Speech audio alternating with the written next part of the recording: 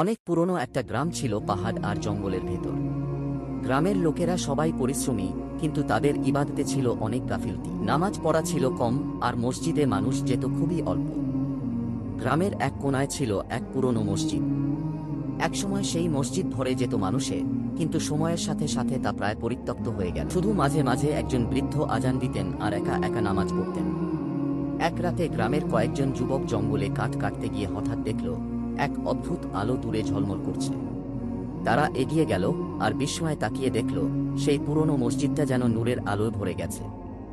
ভিতরে শত শত মানুষ নামাজ পড়ছে, সবাই সাদা পোশাকে, মুখে শান্তি আর ইবাদতের জ্যোতি। যুবকেরা হতভম্ব হয়ে মসজিদের ভেতরে ঢুকতে চাইল, কিন্তু দরজার কাছে পৌঁছাতেই হঠাৎ সব অদৃশ্য হয়ে গেল। চারপাশে আবার নীরবতা, শুধু ভাঙাচোরা মসজিদের দেয়াল। পরদিন তারা ঘটনাটা গ্রামের বয়স্ক আলেমকে জানান। আলেম কেঁদে বললেন, এটা আল্লাহর এক নিদর্শন। যখন মানুষ নামাজ ও মসজিদকে ভুলে যায়, তখন ফেরেশতারা এসে মসজিদে নামাজ আদায় করে।